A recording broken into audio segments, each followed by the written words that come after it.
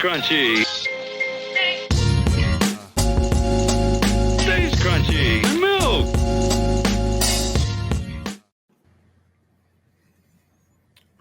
So the Cavs got a 1-for-1 trade, something that rarely happens this day and age. Most of the time you're trading picks and other people and so forth and so on. But a 1-for-1 deal, Isaac Okoro to the Bulls for Lonzo Ball in return.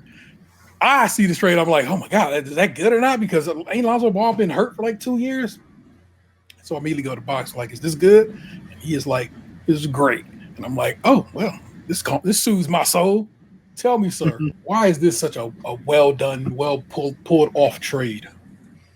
Well, I thought it was a great trade from the perspective of you get off of Isaac Okoro's money, which he has 2 years left on his contract at $13 million average per, whereas Lonzo Ball's on a 1-year contract for $10 million. Actually, I think Okoro was making 11 this year and then 13 next year, so it was 24 basically. So 12 average. Lonzo Ball's on $10 million this year, and then there's a team option for $10 million next year. So even if you wanted to keep him, he's cheaper than Isaac Okoro would have been.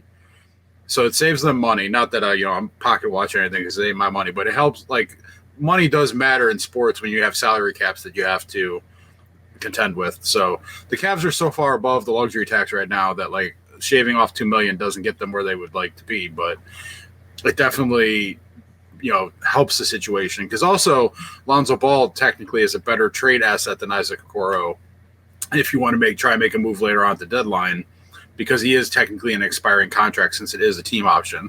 Okay.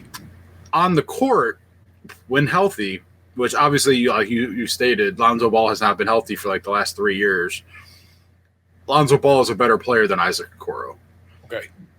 So Isaac Okoro hasn't really developed a consistent offensive jumper the entire time he's been in the NBA, which I believe is like 5 years now. And so it makes him unplayable at times. Like, he plays good defense, and he just, on offense, he doesn't really do anything exceedingly well. Okay. And then when you get to the playoffs, he's unplayable completely. He can't hit a shot. The other team doesn't even guard him.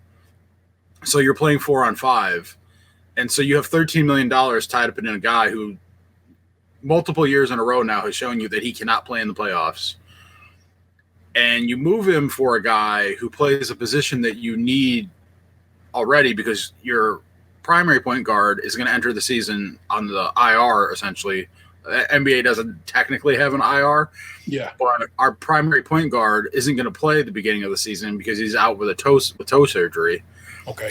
The guy who would have been the backup was a free agent, so you would have had to have tried to negotiate with him, which, they have a better idea of what he wanted than, the general public does. Yeah. So maybe to them, Lonzo Ball was a cheaper option that could hold the fort down until our primary ball handler is healthy and ready to play.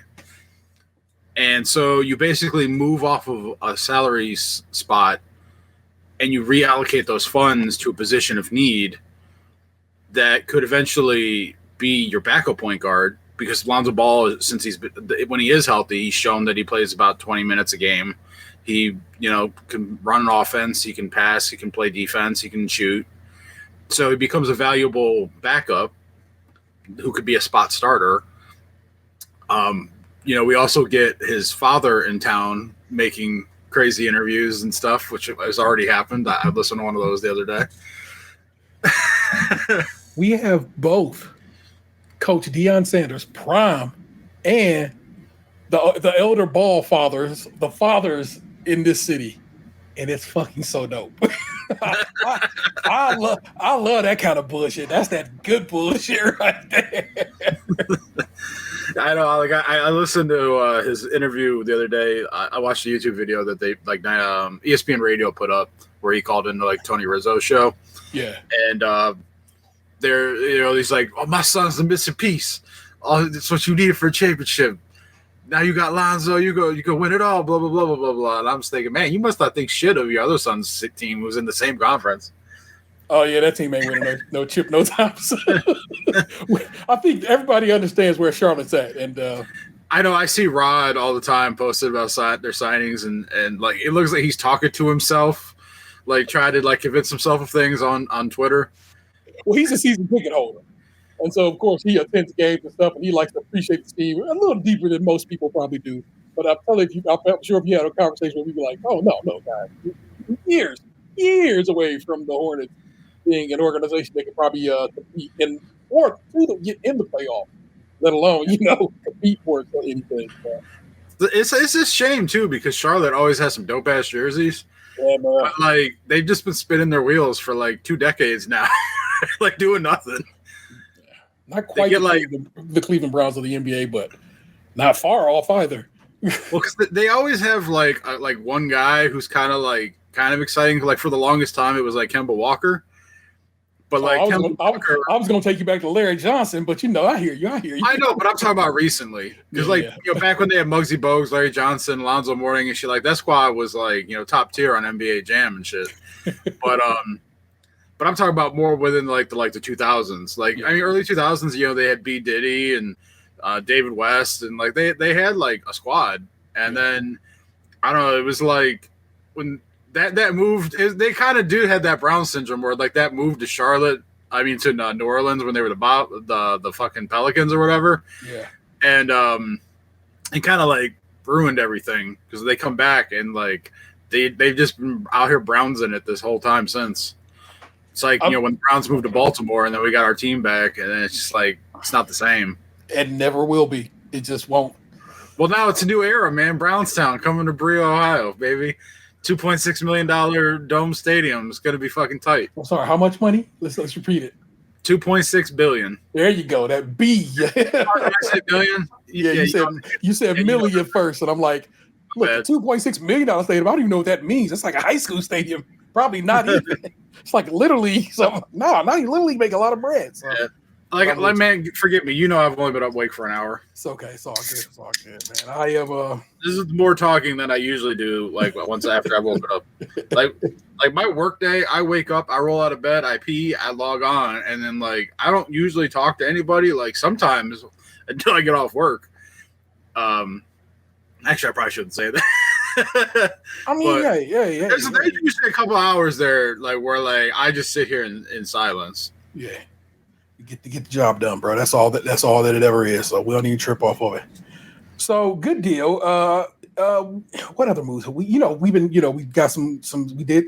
How do we do in the draft in your opinion? I guess with what we had. I don't know what people are like. I know that like I knew they were going to take a foreign guy. Wow. To like stash because you can just have his rights. You don't have to put him on the team. Yeah. And then. Like the Cavs basically like they have what they considered like their top guys.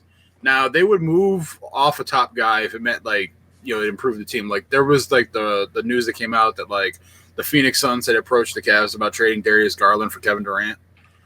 There would have been more involved in that, but that was like the core essence of the discussion.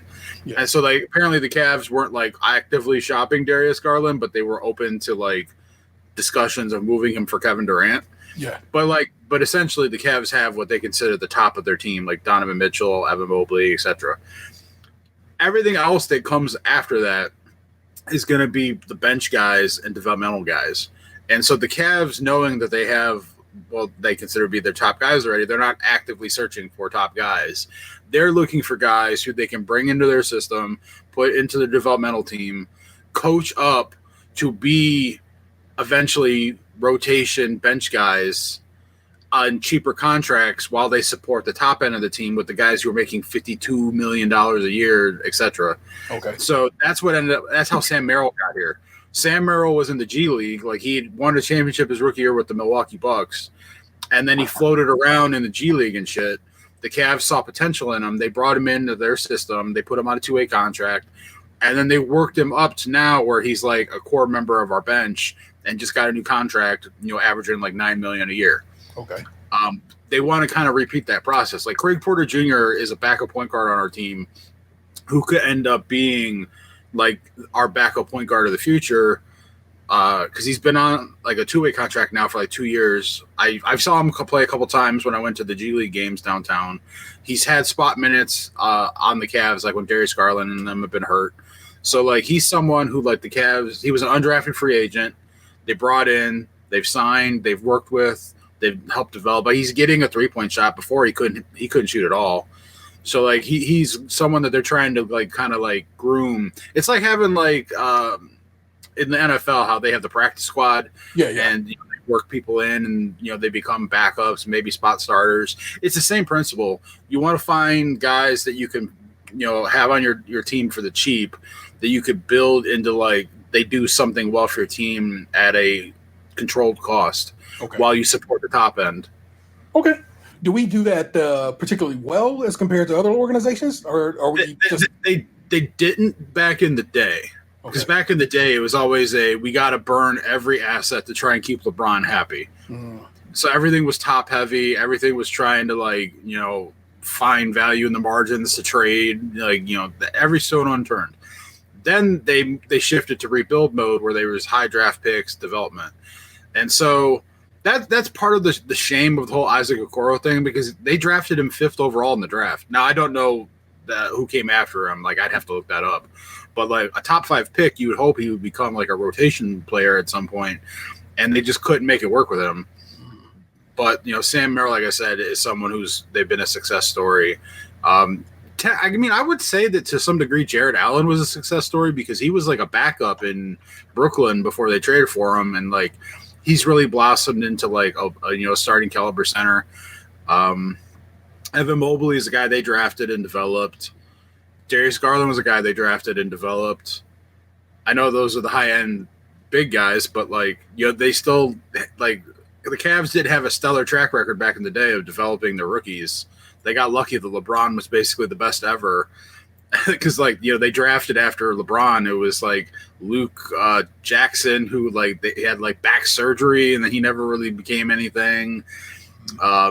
Boobie Gibson was probably the best Cavs draft pick I can remember of the early 2000s that ever became anything. Everyone else was nothing. They either got the pick got traded, we never even got them, or they just didn't develop in anything. And part of that, I have to imagine, would be hard when you're playing with LeBron. If you're it's probably easier to develop on a team where you actually get to play through your mistakes rather than needing to be at the top of your game immediately. I saw something recently where it was talking about this big man who was in Golden State a couple years ago, and he said he was thriving when Steph Curry and them were all out hurt because he got to play. And then when he came, the big names came back, that he basically got relegated to setting screens and standing in the corner. And it the dig on the guy was well, now you're out of the league, because they traded him to Utah because he asked to come off the bench rather than start, because he was hoping to get more of an opportunity playing without the big name guys. Yeah. And he got traded to Utah, and he was out of the league a year later. Wow. Let's take a look at the draft picks following Isaac Okoro.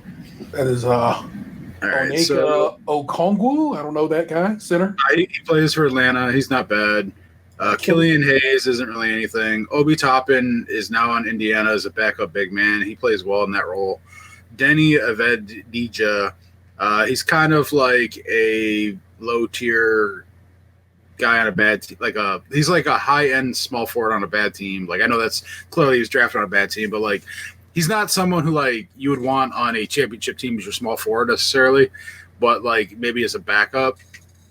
Jalen Smith, I'm not familiar with. Devin Vassal's okay. Obviously, we all know who Tyrese Halliburton is. Correct.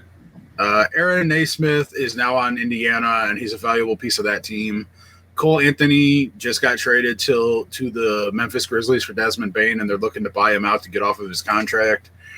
Isaiah Stewart, I believe, plays for Detroit. He's their enforcer. He's the one who tried to kill LeBron 2 years ago. Josh Green, I think, got traded to Charlotte, if I'm not mistaken, in the trade last year for their small forward. I forget his name. Sadiq Bey, I believe, is hurt. I believe he's on the Wizards now. I think he had tore his ACL playing for Detroit or something. Tyrese Maxey's a fucking all-star. Precious Achua he's a backup on the Knicks, I think. I don't know if he just signed someplace else, but I know he's been a backup on the Knicks for a bit. Played, all right. I don't know who Zeke Nnaji is. I've never heard of Leonardo Balmero. I'm not familiar with RJ Hampton. Emmanuel Quickly was a backup for the Denver Nuggets. Or no, Knicks, I think. And I think he plays for the Raptors. Like, I think he's their starting point guard. Peyton Pritchard just won Sixth Man of the Year in the NBA, beating out our guy when our guy had arguably better stats. Who now is not our guy. Now he's the Grizzlies guy. Udoka Azubuike. I feel like I know that name, but like, there's been a couple guys that have similar Azubuike names so I'm sure if it's the same guy I'm thinking of. So I'm going to pass on him. Jaden McDaniels, I believe, is a starter for the Timberwolves. Okay, but I could be wrong. Desmond Bane, right there, number 30, literally just got traded to the Orlando Magic for 4 first-round picks. So, like, yeah, there's quality guys that came after Isaac Okoro that, like, we could have taken. Like, and as I look through it, was he the only? No, I see another forward, small forward. Patrick Williams was taken before him. Small. And forward. Isaac Okoro listed as a small forward is a fucking joke because he's not really a small forward. The dude's like 6'4". Okay. So there you go. That's what happened with that particular operation. What I think is good news, I know, and I trust you do as well, because I know you're a townie like I am, and that is Monday they announced that what we all knew, because I'm telling you right now, we all knew that we indeed will be getting a WNBA team come 2028. I love that the news got announced, and like within 24 hours, the team that doesn't even exist yet already has its villain rival. Like it was fucking cinema. Yeah, it's kind of as it should be. It's wild that broad had anything to say. And in fact, she called us Cincinnati, so all the way wrong. So of course she can eat a bowl of. I'm going to go with clits. We're going to take it for the ladies this go around. And most of them in that league do anyway. I'm not going to say most, but many, many. And that's okay. That's okay. We put some respect on that shit. Let's just say I'm more shocked, but I find one that doesn't. I am. It's probably going to be the Rockers, but I am fingers crossed it's not the Rockers. I hope it's not the Rockers. We need to come off that like Cleveland Rock shit. That's so 1980s. Like we're man, we need a new identity. We need a rebrand. We need a domed identity. Some lady I bumped to a TikTok video yesterday. She was like, "Here's the names I think they should be using," and she came up with one that kind of fits amongst the Guardians and Cavaliers, and she went with the Sentinels. And I was like, she kind of tried to make up a logo, but she was like, "Look, I'm just using Canva to do this, so don't think I'm actually coming up with any kind of ideas here." But I was like, that's kind of a dope name. It's the Sentinels, the Guardians, the Cavaliers, all holding downtown Cleveland down. I kind of fuck with that, but of course, not that woman has said that out loud. It can never be used because you know how people get sued. That's why the Guardians can't be good. If the Guardians wasn't gonna be the Guardians, that shit went another direction, y'all. It's a shame the Valkyries are already taken because that would have been perfect. Oh, it would have fit like a glove. That's actually a great name. But come on, man, give me a name. Give me just a little something in your brain. What do you think we should name our women's basketball team? And the Cleveland women be shopping babies. I'm like I'm gonna actually might just pull up a list. I don't like most of the WNBA names. They a lot of them are just adjacent names of the male counterpart. That or they're a little too ethereal. Like so, like let's run through them right quick. Okay. So the Dream, I get it. Martin Luther King was from Atlanta, you know what I'm saying? Martin Luther King Jr. was from Atlanta, and I had a dream, but also like, what the fuck is a dream in a sporting sense? You feel me? The Chicago Sky, okay, the Skyline, United's headquartered there, so forth and so on, kind of works. The Connecticut Sun, they're in New England. I don't think of sunny Connecticut, but I just don't. I think of UConn is what I think of, but. We already got the Huskies. So I don't like that one either.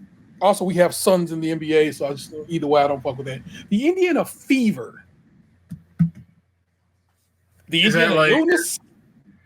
I mean, is that where they gave the Native Americans Like the flu, is that where that originated? Yeah, so I don't appreciate that name.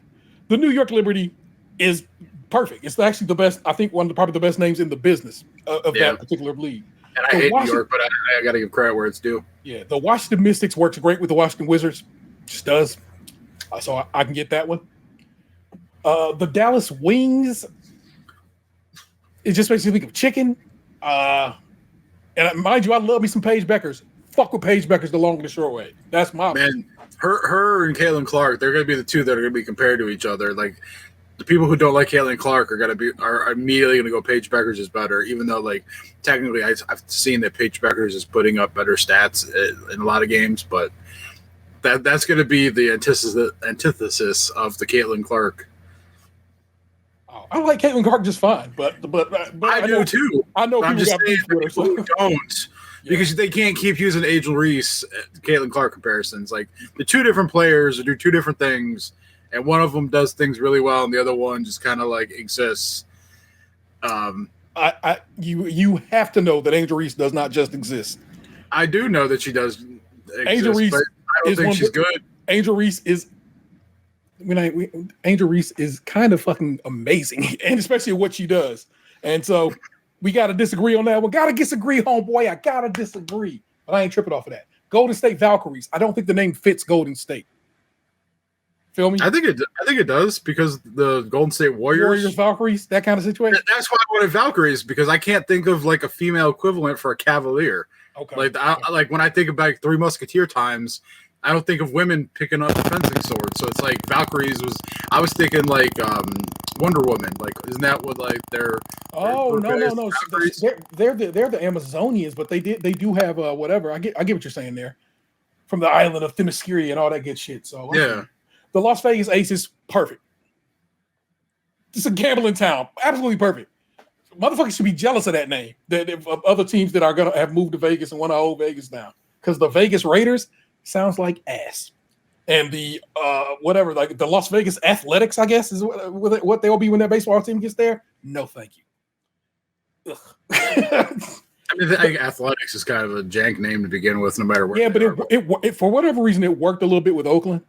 It just had a vibe. It don't work for Vegas. The Los Angeles Sparks.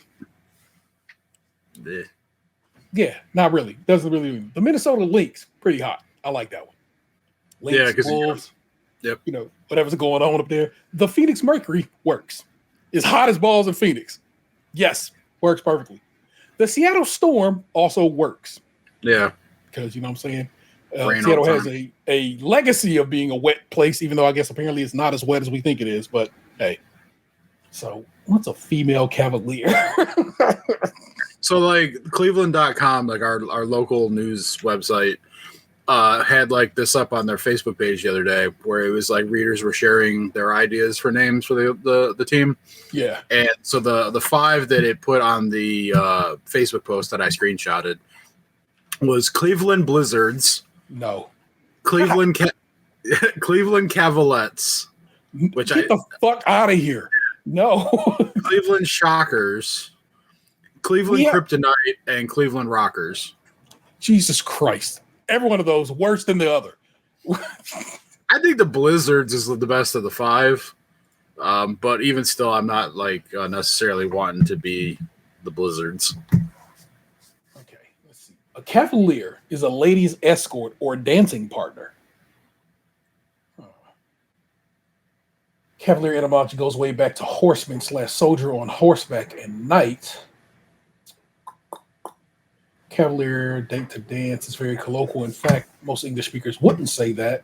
They're saying, "Would you a cavalier like gentleman?" Is what they're saying, and that when they're using the word that way. Lady. Female warrior synonyms. The Cavalier and his lady. The Cleveland ladies would be terrible. Give me some. What do you got? What you pull? I'm trying to find like it didn't really. It gave me warrioress, which not really what I'm looking for here. Don't even go for female. Just go for synonyms for warrior.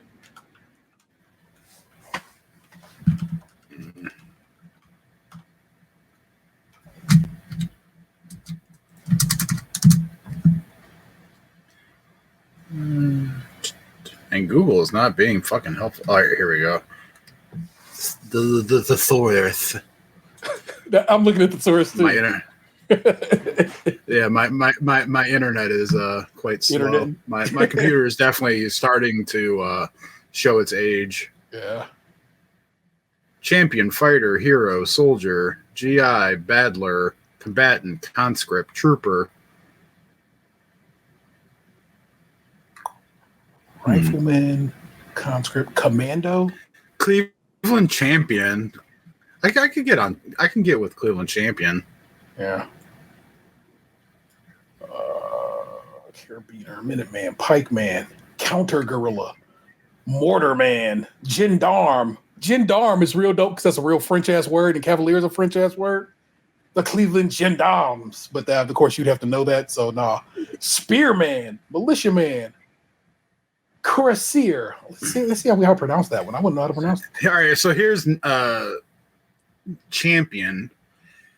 Advocate, ally, backer, challenger, champ, conqueror, Cleveland Conquerors, defender, endorser, exponent, expounder, guardian, hero, heroine, medalist, nonpareil, number one, numero uno, paladin, partisan, patron, proponent, protector, supporter, sympathizer, the greatest, title holder, top dog, upholder, vanquisher, victor, vindicator, warrior, winner.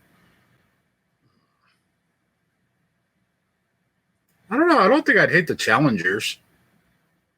Yeah, I can see that. The Cleveland Challengers. I want to know what a Cuirassier is. Cuirassier. Tell me how to say that word, computer. All right, here we go. I'm going to see if I can see that. Cuirassier. And neither one of those work for a sports organization unless you're in Europe. So no. What about something like you know how they do? They'll be like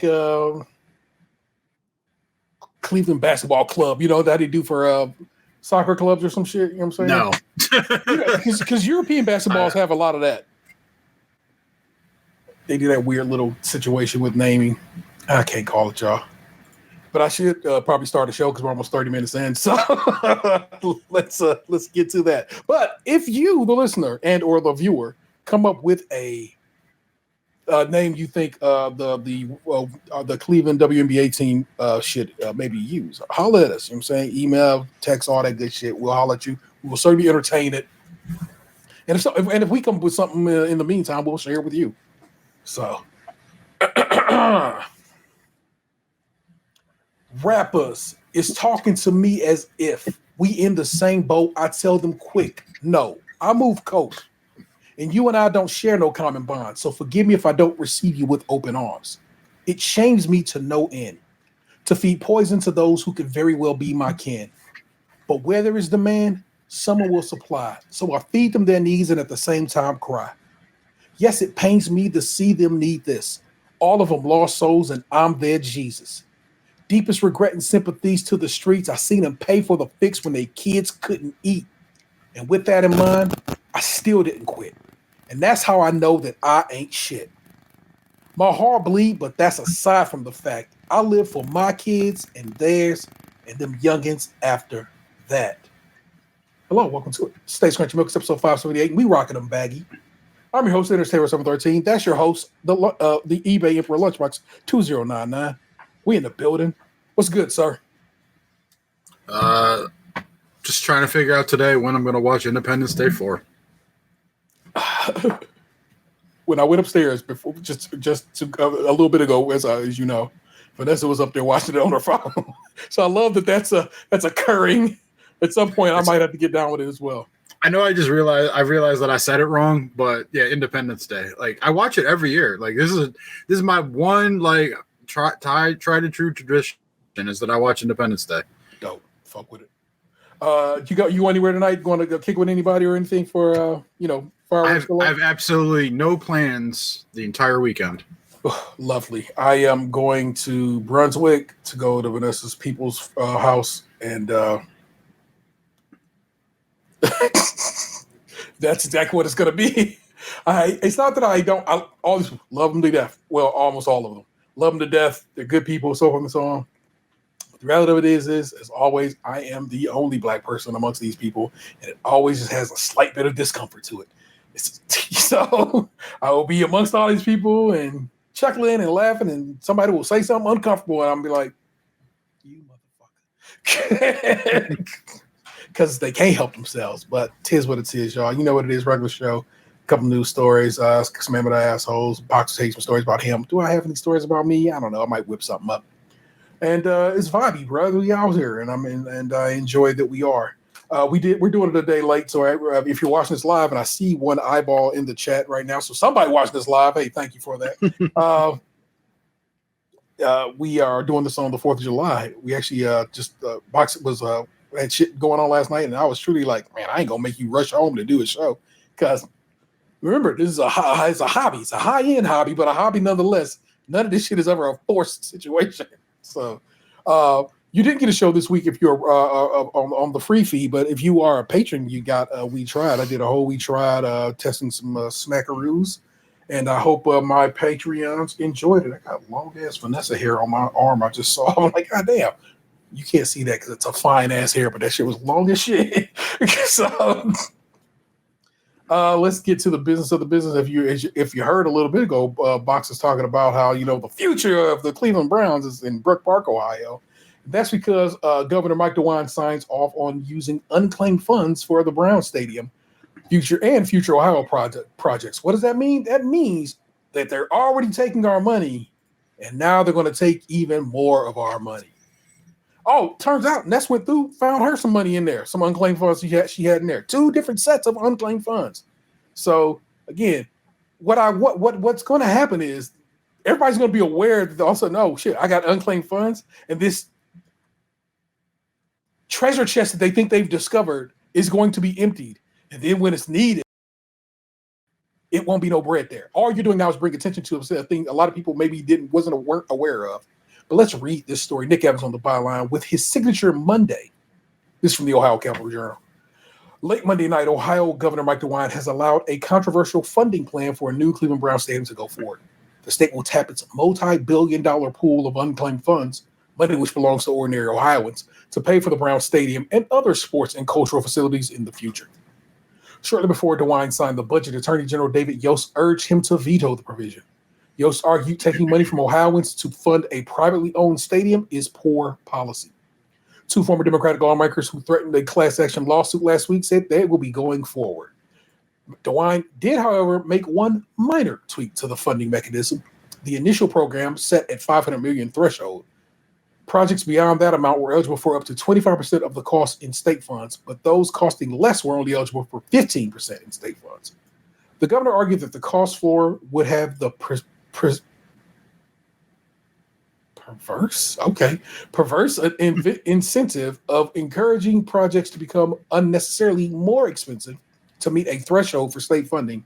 Instead, all projects will be capped at 25% state share. Why let it go forward? Although the governor declined to veto the use of unclaimed funds, he didn't completely embrace the approach. Well, as you know, this was not my first choice. I had another way of doing it, DeWine told reporters. The governor's opening bid would have increased taxes on sports betting to fund new facilities, but governors don't get everything they want. Nobody gets everything they want. He explained that even if we're all investing in our own ideals, he took a step back and focused on his priorities. To me, the biggest objectives were no taxpayer dollars used. This is essentially a new tax. You're a liar for saying that. For this, in the sense of nothing coming out of the general fund, nothing competing against education, DeWine explained, and it couldn't just be about the Browns. It had to be universal. Oh, my God. When you get the 2 prime objectives, DeWine said, it seems to me it's time to say, yeah, I'm achieving what I wanted to achieve. In a social media post, Browns team owner Jimmy and D Haslam praised DeWine for approving the plan and promised to deliver a transformative project that would create a generational impact. Still, DeWine's own comments underscore how fine a line he's walking. The new fund will be built exclusively on taxpayer dollars in the form of owed deposits or reimbursements the state officials are holding until claim. The governor stressed that the stadiums should not compete with mental health. Stadiums should not compete with education. By sidestepping the general fund, the budget avoids those trade-offs. But it's a distinction that might not make a difference to average Ohioans. The National Association of State Treasurers officials typically tasked with unclaimed funds oversight is explicit in its stance that a state's role is merely custodial, and citizens' right to recover property should be maintained in perpetuity. Ohio's new budget gives claimants a 10-year grace period, but following that, all assets left in unclaimed funds trust for more than 10 years will get transferred to the Stadium Cultural Facilities Fund. There's a lot more to that story, and people. That's just it's a tax on a different part of people, and so don't hear that this is not a tax because it is. You just made up some shit and like, see, this is not taxing.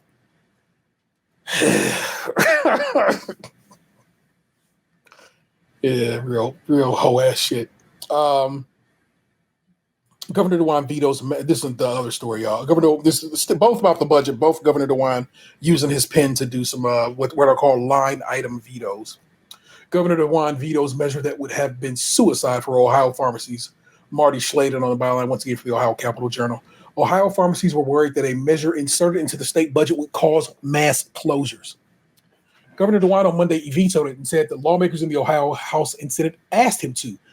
Now think about this. These people say that they wrote this law. These people then voted and say, yes, I want to pass this law. And then they run to the governor like, hey, yo, don't pass that. That's the kind of bullshit we got going on in the Ohio State House right now, y'all. In his veto message, DeWine acknowledged that Ohio pharmacies are closing rapidly and said he and Lieutenant Governor Jim Tressel, who used to coach the Buckeyes, okay? That's who we just decided to make our lieutenant governor. Think about that. That's what's going on in the State House of the great state of Ohio. Last year, Ohio lost 215 pharmacies, and the total number dropped below 2,000 for the first time in memory. According to an online tracker launched by the Ohio Board of Pharmacy, pharmacy owners have long complained that huge pharmacy middlemen with conflicted interests have used a non-transparent system to underpay them and drive them out of business.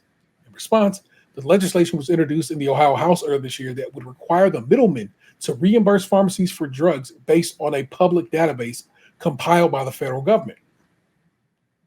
This would only allow pharmacies to break even on drugs. So the legislation also required the middleman to pay a $10 per prescription dispensing fee to cover pharmacies' overhead, such as payroll, rent, taxes, and insurance. It's based on a statewide survey regularly conducted among pharmacies.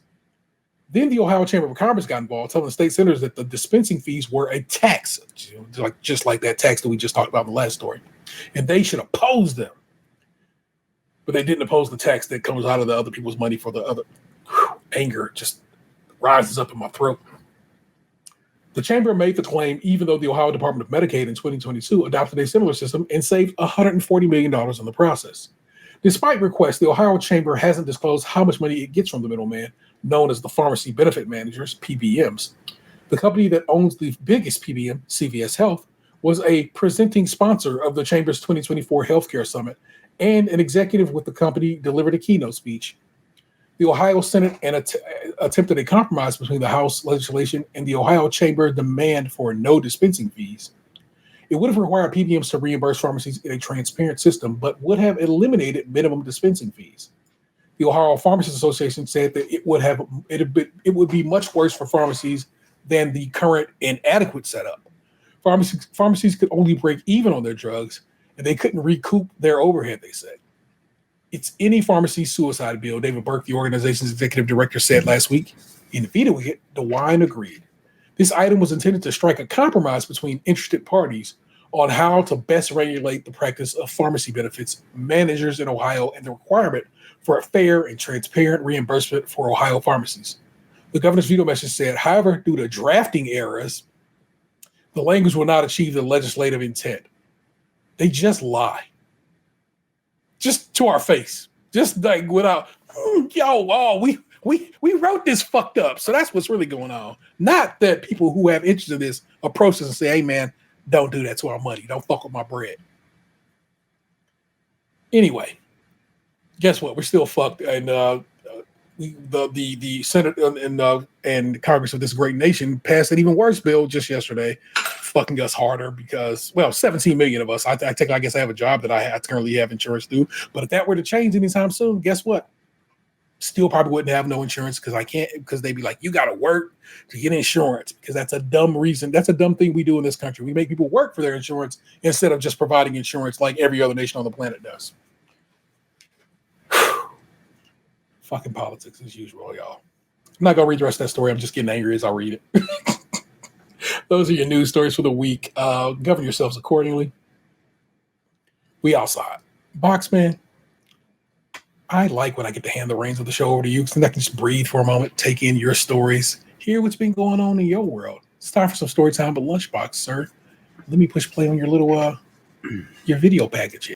I hope it's like the Wonder Years where like you got me like playing in the front yard by a white picket fence, and then like me looking lovingly into like my crush's eyes as I kiss for the first time, and then all of a sudden I'm getting on a boat to war. I thought it would involve books in some way, story time, but damn. Wow. Yeah, I mean, I guess reading Rainbow works too.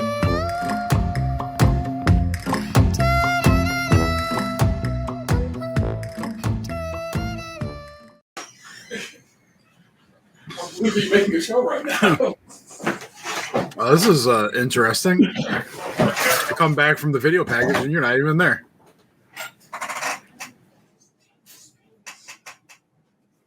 Sorry, my kid came home. Oh, hey, shit, Dan disappeared. Daddy's crazy. You disappeared and my kid just came in. So for a minute, there was nobody on this screen. Yeah, for me, like I came back from the video package and then you were gone and then you sat down and then I started trying to talk to you, but I realized you didn't have your headphones in, so you couldn't hear me. And then I got kicked from the stream. It was chaos. Nice, y'all. That's what happens. Oh my gosh. Sir, what's the good word? What's been going on with you? Personally, I haven't had a lot going on. It's been kind of business as usual. I've been working a lot of hours. I haven't left the house a ton. I did play a little Pokemon Go the other day. I went out on Saturday, met up with a friend and her mom, played with them for like an hour and a half, and then I, hung around by myself for like another 2 hours. But outside of my personal happenings, I did have a conversation the other day. So my youngest brother calls me while I'm working, and he starts talking to me about how his friend is trying to talk him into moving into an apartment in downtown Cleveland. And he kind of wants to do it because he wanted to know how old I was when I left home. Okay. And he tells me why he's asking me this. And I'm just like, boy, you're stupid. I'm like, I understand wanting to get out on your own and everything. I'm like, but you are not ready. I'm like, you're barely 18. You don't have a actual job. You're about to start school in a couple months. I'm like, how much is it? How much is this going to cost a month? He goes, $900. And I'm like, okay, so the rent is $900, right? And he tells me like what he makes under the table at the current place that he works, which, there's no guarantee. Yeah. And he tells me, and I'm like, okay, so it would take 2 paychecks for you just to be able to afford rent. I'm like, so come the third week of the month, you could finally eat food. I'm like, you have no savings. You're about to start college or an equivalent of college.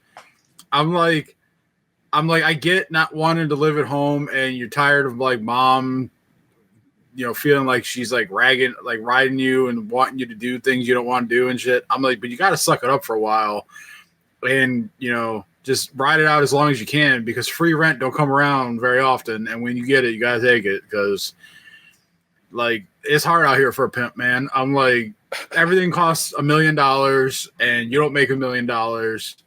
And so you just got to fucking suck it up while you can because take advantage because it ain't gonna be there forever. And I'm like, let me guess, the kid who's asking you to do this, he comes from a wealthy family, right? I'm like, "This is someone you went to school with?" And he's like, "Yeah." I'm like, "Yeah," because that kid has no fucking concept of money because he's never wanted for anything, and his parents are probably gonna pay his half of the fucking rent. I'm like, sure. yeah, I'm like, so like, I get like wanting to shack up with your buddy. It sounds like a good idea, and I've done it. It's fun. It has its time and place in your life. But like, you are not at that point where you can afford to do that. And I think by the end of the call, I talked him out of it. Yeah. But like, and I'm like, there's a part of me that hates that I had to like kind of like kill a dream. But like, there's like that part of me that's like, I gotta look out for this little motherfucker because if he just locked to his own devices, he could be out here doing all kinds of stupid shit and putting himself in positions that he can't afford. Because like, I'd much rather have the "hey, I want to do this" call than the "hey, I can't make rent. Can I borrow $900 this month" call? Because I'm just gonna have to be like, man, I ain't got it, pimping. Yeah. See the way my bank account is set up. Oh my gosh. I tell you often when we talk about this how much I appreciate your big brothering him. You know what I'm saying? Because he needs that. Because essentially, man, he was found an only child. I know there's a bunch of y'all, but the reality of it is he was raised by, it was just him and your mom and stepdad. Like, yeah, like I was already in my 20s when he was born. So yeah. So you know what I'm saying? He was essentially all by him lonesome. And so sometimes it might feel like he is an equivalent to the people he went to school with, but he is not. And that's okay to be like, oh yeah, I guess I am not that. I don't live over here in the heights, quite literally, and I ain't got that heights kind of bread, so I need to put some respect on it. So yeah, that I hope you have convinced them, or just been like, well, look. Again, at 18, stay your ass where you got to stay at. Stay home or in a dorm somewhere. Don't be. Yeah. I told him too. I'm like, all right, so you're going to be working. Because I asked him, I'm like, well, when do you start school? And he told me, and he goes, but I'm only going to school in the evenings. I'm like, so what are you doing during the day? He's like, I'm working. I'm like, are you working like a full time? He's like, yeah. I'm like, all right. So I'm like, you want to pay $900 when you're going to be working from like 8 in the morning to 4 in the afternoon. Then you're going to drive from work to go to school from like 5 to 8, 5 to 9. Then you're going to drive from school back home and then do what? I'm like, your ass is going to be tired. You're not going to be doing anything but work in school and sleep. I'm like, why pay $900 for an apartment when you ain't even going to be there but to sleep? I'm like, you might as well just stay at home where it's free to sleep.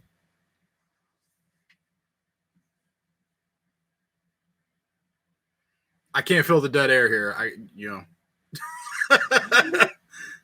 Sorry, I was dadding. My son just came in with a letter from the Turnpike saying he owes them money for a bike that he has the license plate for, but a bike that he no longer owns. When you say bike, you mean motorcycle? Yes. And the date they are saying this ticket occurred on was well past the time he had already sold the bike. And of course, again, the license plate is in his possession, so it wasn't on a bike, and also he wouldn't be on a Turnpike. So now he has to, of course, call the Turnpike, which don't do it on today because today is a holiday service. This is the second time I've had to call a Turnpike over a plate. Oh, I know. This trip was not me. Trust me, I've been there. And so how hilarious. Box over here telling you a story of Big Brother, and I have to tell you a story of fathering that came out of the blue. I was like, what is my child doing over here? He just off my eye. I'm like, what is happening right now? But again, I am you like I said, you laid it out for him, explained it to him, and hopefully he's like, okay, man, my big brother know what he's talking about. I would come to you for, especially at that age, where I'm in this position. I would certainly be coming just directly to you for your guidance. Like, this man seems to know what he's doing, has his shit together, relatively speaking. You know what I'm saying? I know you might argue to the contrary in some regards, but I think you have your shit together. And so, yeah, I'm gonna come right to you and be like, hey man, what should I be doing here? And you're like, it should not be moving downtown Cleveland, Ohio. I'll tell you that. Yeah, like at some point, sure. Yeah. But like finish school first. Yes. Get a real job, make real money. Focus on this education while you're there so you can go out and get a good job and so forth. Hopefully, because it's America right now. We know what's going on here. But in theory, that all should play out and work itself out as such. And then you may not even have to rent. You might, be able to start stack bread and go buy. Well, that was where the next part of the conversation went. He started talking about buying a house. And he's just like, how much would I need to buy a house? And this and that and the other. And I'm like, I'm trying to explain to him how all that works. Yeah. Like, as far as like having actual money in a bank account with proof of where you got the money. Like, under the table job isn't necessarily a provable income to a bank for a mortgage loan. You are right. You're right. Seasoning in the bank account. You can't just throw $10,000 into a bank account and have it sit there for a week and then be like, here, I got $10,000. They'd be like, well, where did this money come from? And then you have to be like, well, you see the way my bank account is set up. It's a gift from my parents. Yeah, that's the ticket. Yeah. All right, well, give us the bank account where it came from out of their, bank account and a letter from like. I'm like, yeah, like there's a process here too, like. Yeah. Just young and not dumb per se, but dumb in the sense that he's quite literally ignorant of the ways of the world. You know what I'm saying? Yeah. I mean, it's no fault to him. He just turned 18 last month, so like, at least he's asking questions. Yeah. My kid was talking to me the other day about something, and I was like, "Where the hell did you learn about this at?" And he goes, "Oh, I took that little finance class." I'm like, I am so grateful that damn school tried to teach y'all some things about life, and so I was like, okay, because most schools don't. Trust me. And like, I'll be honest too. Like, I wish schools would have been more offering of those kinds of things when I was younger. Yeah. But like, I also like. I wish it had come from school because then I kind of would have been forced to at least like sit through it. And even if I wasn't fully paying attention, I would absorb some of it just by being in the room. Yeah. Whereas like I could tune my dad out when I was a kid, like, and just not care. And I'd be like, all right, I just got to let him talk and then I can get back to playing Pokemon. Yeah. And so it's like, I could have had a lot of information earlier where I would have been taking advantage of it. Whereas like now I'm like kind of starting on certain things later in the game where if I had started it 10 years ago, I'd be so far ahead. And so like, I know I wasn't at a position to accept some of the information when I was younger, but I wish I had been. Yeah. It's just the way the walk walks, man. We are here. And when I think about the fact that I knew about Bitcoin 14 years ago and I didn't buy any of it, I beat myself up every day. Okay, so sort of, but also that shit seemed like a scam when they first started talking about it. It could be, it could not be. I don't know, but like all I know is that one Bitcoin's worth like $109,000 now, and I knew about Bitcoin when it was like $400. Yeah. Everything about the old blockchain seems like that's weird. How come only they making money off of it, but you not? Like, don't get me wrong, like, but this is the other thing. It's like gold. Gold's been around forever. Yeah. I could have been buying gold back in, like 10 years ago. You know how much an ounce of gold is now? How much is an ounce of that good going? Roughly around $3,400. Craziness. A year and a half ago, it was like less than 2,000. Wonder how much gold was going for, let's say 10 years ago. If you give me like a minute, I could tell you. Go ahead. So give me the historical data points on how much gold was going for. Probably some bank transactions and even Bitcoins.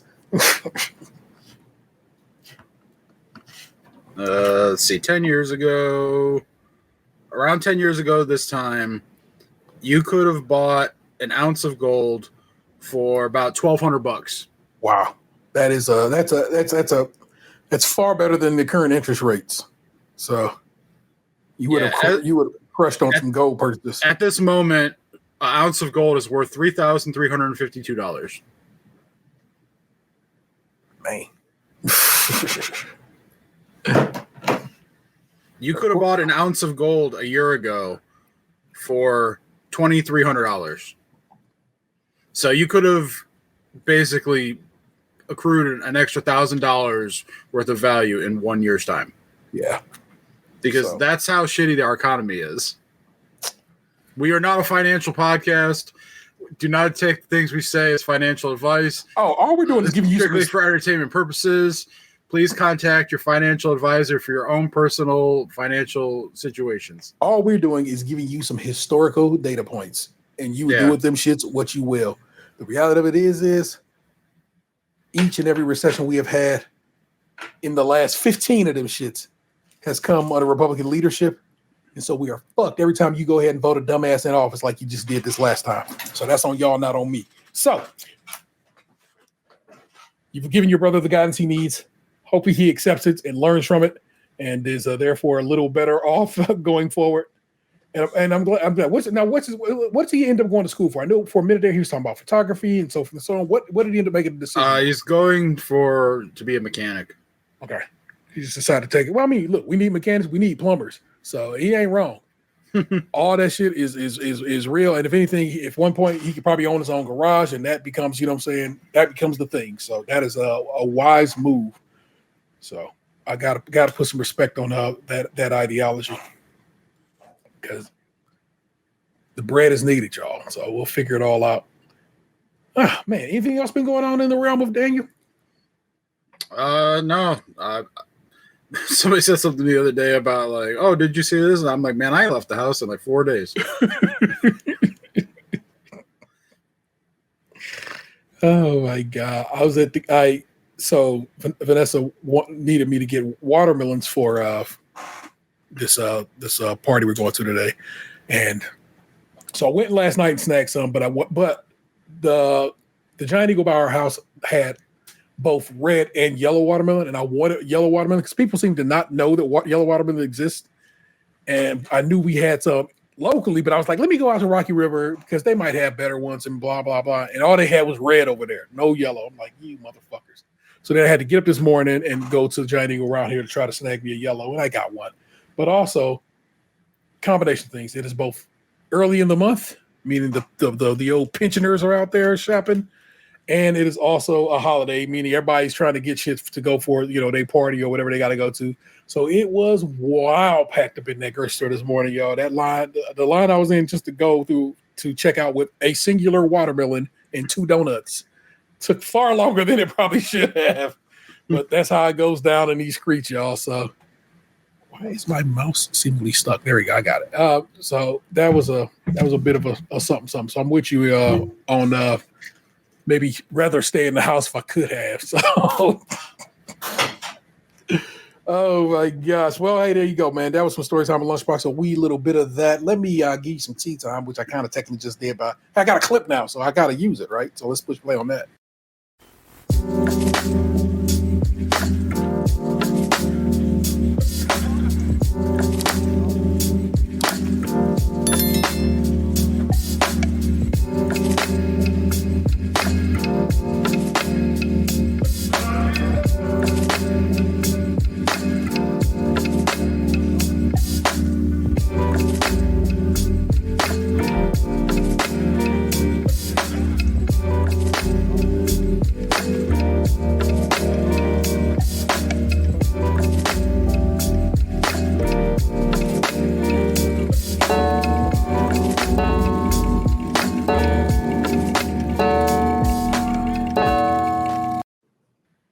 I like that intro. I had a lot of fun making that one. So last weekend I had to attend one of my youngest friends, their besties graduation party out in Strongsville. Once again, as seemingly always in this life, I am the lone person of color in that situation. I know my child is therefore a person of color, but I can't count them because they get to go be amongst. And so I go in, I'm shaking hands and meeting everybody, and the kids trying to be a good hostess and introduce me to everybody. And I get to her stepdad, who is visually a white person, but instead of just shaking my hand, he comes to dap me up and hug me, and I'm like, that was weird. The rest of this entire operation shook my hand. What's up with this dap shit, my guy? But maybe he thought he was supposed to do that. I'm like, all right, well, I'm gonna let you get that off, my guy. I mean, as a white man, I have to admit that like sometimes there's that awkward like this one goes for the handshake, the other one goes for the dap. Like I deal with it all the time, so I understand this guy's situation. Because I do have friends who some are handshakers, some are dappers. Like people, like I'll say people from work who are black, they dap me up. Okay.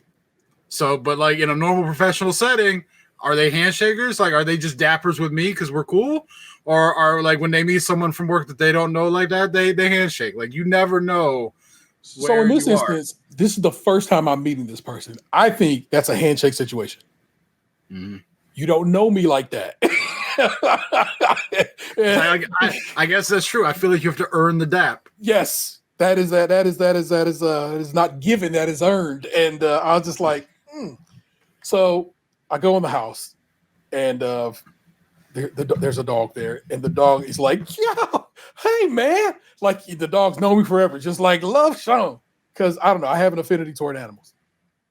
And my child, loud as the day, oh hey, the dog's not racist. I'm just like, that's what I was thinking when you said it.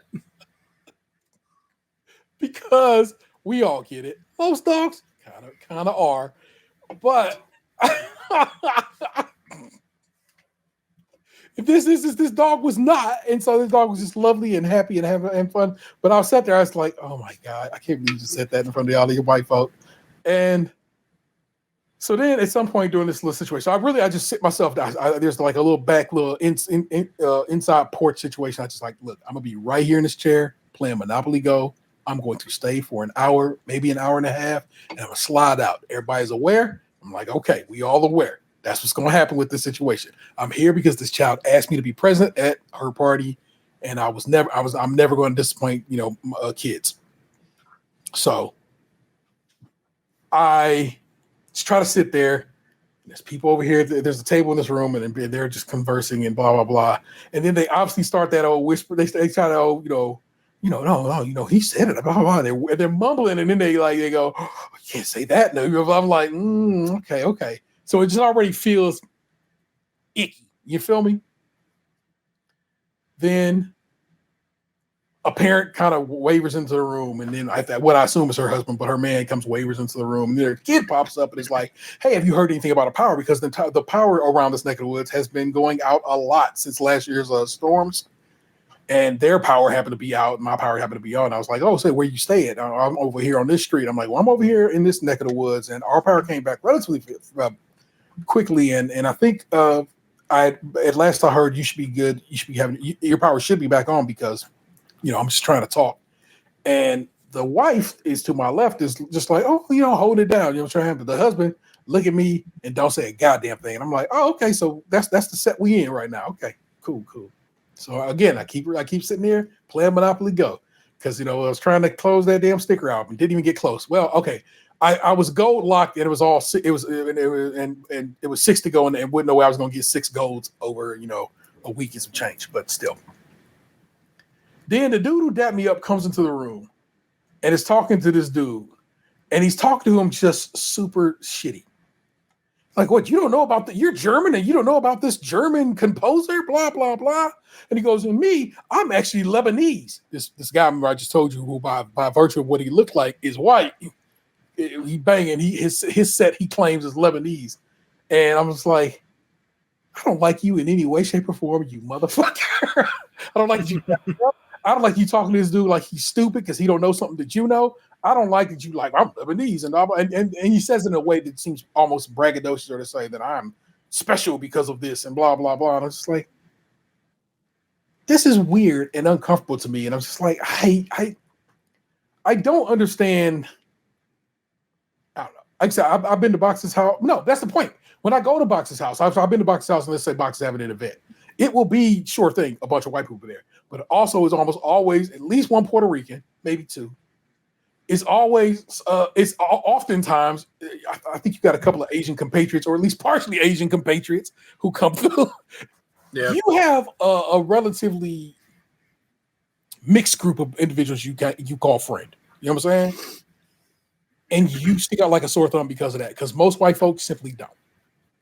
And I'm not hating on white people because they don't make more friends, but I'm saying, why? What the fuck is going on that you're not making more friends? Why are you not more open to friends of different ethnicities and races and so forth? Like, what's holding these people back? Because man, it's just like, again, it's the diversity of the community that you grow up in. Like if you grow up in like a predominantly white area, like you may not interact with people of other cultures and races. Like I grew up in like I spent time in different areas, like, and that's part of like growing up in like a quote unquote poor area is like, I grew up around Puerto Rican people. I went to school, like I was like 98% of the school was black. Yeah. So it's like I grew up around black people. I grew up around Puerto Rican people. I went to, public school in the burbs. So I grew up around white people. Like I grew up around a lot of different people, and I don't personally hate anybody, so I'm able to talk to everybody. So it just happens like that. Sure. So then we for go me, but like people who only like say you just like spent your entire life in Brunswick. Yeah. Like Brunswick, I probably nothing but white people. Like I don't know of any. I've never met anybody. It's like black, Middle Eastern, Asian. Like I think I know. All right, I know my one buddy's sister. I think lives in Brunswick. So that's probably the only person, non-white person that I can think of that I know that lives in Brunswick, and I don't even personally know her. Yeah. I make you some friends, people, some actual friends, and not just your work buddy. Steve that you like a lot. Have you ever been to Steve's house? If not, it's funny, but like we say that, but like Anthony's one of my closest friends, and I hadn't even been to his house until like last year. But that's because I think that's more on Anthony. Yeah, that is definitely more like he's weirdly private in that way, which is so strange to me. But also, if you were to force the issue, and I don't like that turn of phrase, but you know what I mean when I say that. We could have been at Ant's house. We probably could have been kicking at Ant's house on a reg. I know, but like in all the time that I'd known Anthony, he only invited me over one time, and the one time he invited me, I was out of town.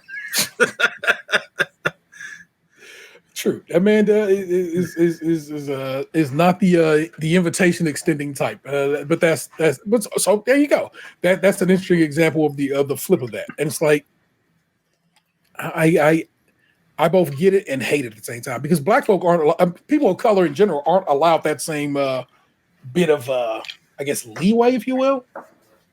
Because of what? What kind of leeway? So if I came up in an all black neighborhood with only black people, trust me, I'd still manage to have friends of different ethnicities. It's just because life says that. It says I'm going to bump into these people at a job. I'm going to bump into it in just my general interactions in life. Something's going to happen where I'm going to be kicking it with people of different races and ethnicities that I'm going to end up at some point calling them friend because I'm going to make it a point to. You know what I'm saying? And I don't think white folk extend that hand of invitation as often as at all. And such the math be math. Like I said, there's a study that was years ago and basically said something like 75% of white people only have white friends. You know what I'm saying? And then the math goes like basically the complete opposite way of every other ethnicity. And I know it's like the math is basically that white people are basically the majority of this country, so kind of it forces that issue. But also it's just like, but you can go make some friends, man. And they don't. And it's not that it bothers me. I guess it's surprising to me. You know what I'm saying? And I don't know what to do with that bit of surprise. But like I said, I was at that set last week and I'm about to be at one here in a little bit. And I'm just like, ugh. So it goes down like that, people. If you have some insight into these matters, you know what I'm saying, holler at your man. Like I said, you know what the deal is. Get on the mic and or on the email or text message and be like, hey man, this is why I think this works out like it does. You hear what me and Box's opinion on the matter is. It's just happenstance, but it's just like, come on, man, be cool, bruv.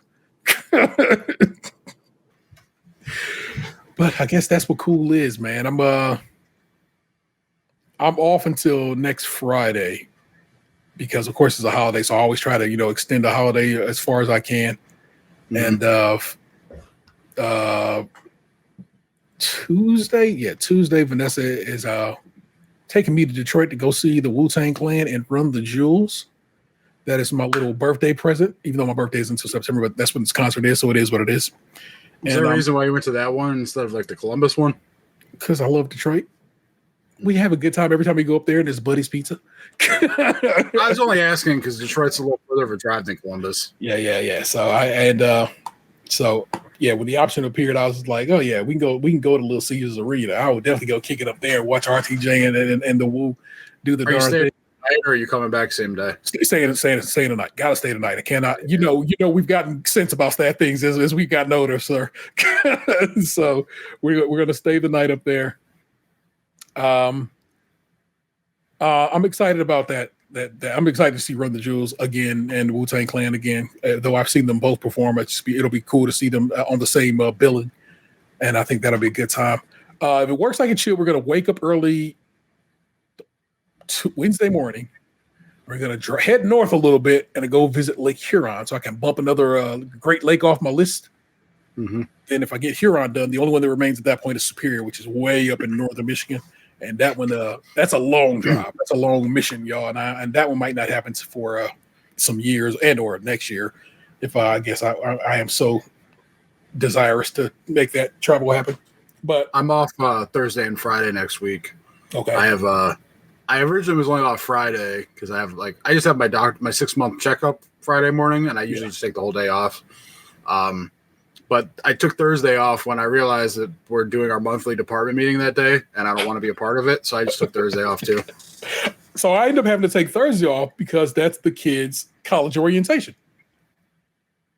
And then I was like, let's look at this orientation. This orientation is 6 fucking hours. I'm like, I will not be at that college orientation for that long. Now, mind you, I too had to do this very same orientation 30 odd years ago when I went to this school. So I get that, but I do not remember it being an entire day, a day's event. But hey, maybe I just don't have a clear memory because I'm getting older. But I'm probably gonna go kick one for a little bit downtown down there at that event as they begin to start heading over to college life, and I'm excited for that. They have their dorm mate chosen. They are oddly enough, it's a person they went to junior high with. Just happened to work out. Happened to be because they have basically like these options, and it turns out the person was like, "Hey, I know that person." And it's like, "Oh yeah, I know that person." And so they linked up, and that's right now is who they are going to room with. I'm like, that's pretty cool. So I'm excited for that. Sooner than later, I'm going to be what people refer to as an empty nester, and people are all like, "Oh man, what are you gonna do about that?" And I'm like, probably save money on food. I love my children, and I am glad that they are both so adventuresome and adventurous to be like, I'm about to go into this world and go do the damn thing, and that's okay. So I don't sit here with worry or dread or sadness that my children are leaving home. It means I've done my job. I'm surprised that the one is living in the dorm when they could live at home for cheaper. I know, but they want that experience, and it's like they'll be local still. And if, like I said, if it doesn't work out, come home. You know what I'm saying? We'll try it at least for this first year, see how that all plays out. And if it's to your liking and you like dorm life ain't so bad, and I kind of fuck with it, kind of got my own little apartment situation, I'm able to do my studies pretty well, then hey, that all mapped out and it worked out, and I'm okay with that, So we'll see how that all plays out.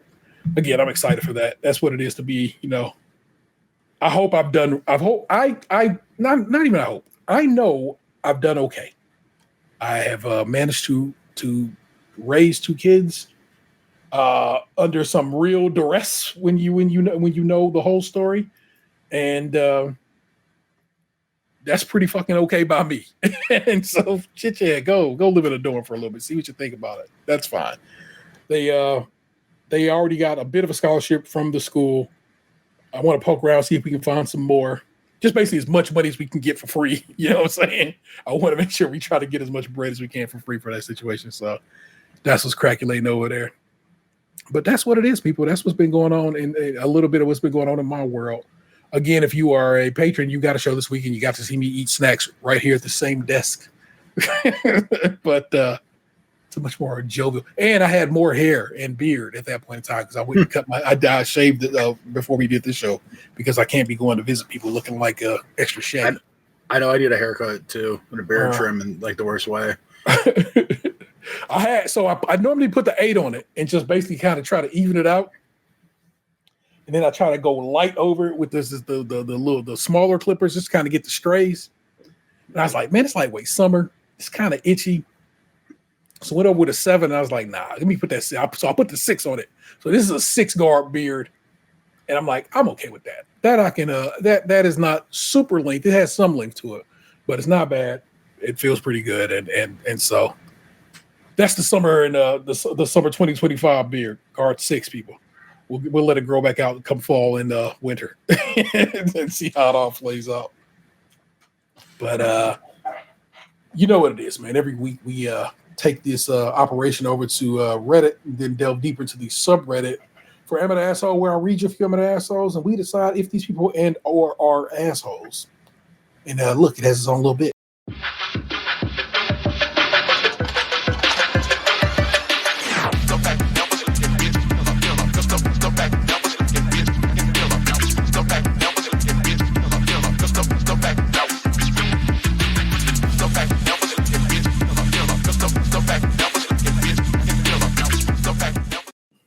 Wonder if Project Pat knows that guy sampled this song. The world may never know. Box, here is your selection of Am I the Assholes this go around. Am I the asshole? My stepmother doesn't want me to call her stepmom, but wants to call me her daughter. I have a bio mom I was close with, in parentheses there. That's one. The other, am I the asshole for excluding my daughter from a movie night? This one, I just read the title. I have no further information on that one. And I guess same for this one. Am I the asshole for wearing a 2-piece bikini to my granddaughter's birthday pool party? I feel like the first one could be combative. So maybe we should do that one last to end on some drama. Fair. I feel like the second one is probably the tamest. Okay. So yeah, maybe just go in ascending order. Very good. Let's start with the tame. Am I the asshole for excluding my daughter from a movie night? I, 40 male, and my wife, 39 female, have 3 great kids, 13 male, 12 female, and 9 female. Our youngest daughter doesn't handle horror very well. I am that child. She can only handle Scooby-Doo, and even that is sometimes too scary for her. I was not that child. But she, of course, wants to see scary stuff and throws a temper tantrum when we say no. Last night, my wife and 2 older kids wanted to watch Alien. We figured we'd watch it after our youngest daughter was in bed. Since it's summer, we've bumped her bedtime to 9:30. After my wife and I put our daughter to bed, went downstairs to start the movie. After the movie had started, our youngest daughter came down and asked what movie we were watching. We asked her why she wasn't in bed, and she said she heard her sister mention that they were going to watch a movie and asked if she could watch too. I told her no, because it was too scary for her, but she kept insisting she could handle it. I eventually firmly told her no, but she kept insisting that she could handle it. Okay, he wrote that twice. Okay, which makes me, all of a sudden, I worry that this is AI. So I picked her up, carried her back to her bed, and she screamed and protested the whole time, saying, "No, Daddy, I want to watch the movie." When I tucked her in bed, she kept protesting, saying it wasn't fair to her to have family movie time without her. That's when I said to her, "This is not family movie time. This is a time for people who are big enough for scary movies, and you're too little for scary movies." She said, "No, Daddy, I'm big enough for scary movies," and tried to get out of bed. And that's when I raised my voice and firmly told her, "No, you're too little for scary movies, and it's past your bedtime. Now, if you get out of bed again, you're in trouble." And I tucked her back into bed and kissed her goodnight. Then we all watched the movie as planned. We could hear our daughter screaming and having a tantrum from upstairs for a while, but we ignored it, and it did stop. I thought I handled it fine until today my wife came to me very upset with me for how I handled it. Then she should have handled it. But we'll get there. So far, this dude has done nothing wrong. She said it would have been better to let her watch a movie that was appropriate for her with us than put her to bed and watch Alien because she wouldn't have felt excluded. I disagreed because our daughter knew that it was past her bedtime, but my wife still thinks I didn't handle it right. Am I the asshole? Nope. No, you're not the asshole. So this is something I have lived through as the oldest sibling. Oh, I already knew, my guy. Yeah. And my parents had to calmly explain to my siblings that it's not that, because it would be like I would stay up to watch wrestling on a school night, and then like my brother would have to go to bed, and he'd be like, "Well, why does he get to stay up?" And she'd have to explain, because he's older, and when you get older, you can do those things too. Yeah, everyone's on their own timeline. Like, you're part of the family, but you're bringing up the rear. You got to earn your spot. That comes with growth, and you like this child. The problem here isn't the fact that this man wouldn't like cave and change up the whole spot to accommodate the kid. The problem here is the parent for not, I guess specifically here, the mother, for not enforcing the bedtime that they put on this. Like, you're giving this kid too much fucking autonomy to try and make its own decision when it's a small child. You put him in bed, they got out of bed, and then they throw a temper tantrum about it, and now your wife's attacking you? Not the asshole. No way fucking your wife is the asshole. This kid's a brat. You did nothing wrong, sir. You're a good dad. For sure. Go on the dark comment up top here. Not the asshole. You were firm. You explained the rules, and you stuck to them. Nothing wrong with that. I disagree with your wife. Why should the family sit through another movie to placate the younger daughter before watching what they wanted to see? Besides, the daughter said she wanted to see Alien, not some non-scary movie. She still would have complained. Yeah, because she said she wanted to watch Alien. You know what I'm saying? So putting something else on was not going to work anyway. You taught your daughter that she can't get around the rules by throwing a fit. It seems to me you are a good parent. And of course, like I said, they waited till bedtime to do this and so forth. So it's not like they set this child up for failure. Like, we're going to watch this movie. You got to go to bed early. No. You stayed up till 9:30. You've done your time with the family. Hey, good shit. Go get some rest. And that's what's up. Christ. I'm just scrolling. I worry about, all right, like, so if the mom is willing to like placate the daughter when it comes to this, how far is she going to go when things get really, really fucking intense? Yeah. Bruh. So correct. Another glow in the dark comment. Not the asshole. It was her bedtime, and it was something meant for an older audience. You handled it perfectly. What lesson does your wife want to teach? Throw a tantrum and get what you want? The excluded comment is BS. Not everything is meant for everyone all the time. She just doesn't want to deal with a child throwing a fit. I get that, because of course, you know what I'm saying, that's true. She will have to deal with that nonsense and the repercussions from it. But that's your role as a parent. Sorry. You volunteered for this mission, unless you didn't, and I feel bad if I said that. So, your wife is the asshole. It would create another asshole out of your daughter if you don't stand firm with this. You did perfect. Let's see, I thought I saw another one, because, like I said, the glow in the darks be popping up now. All right, let me click this guy's name to see if he had anything to say.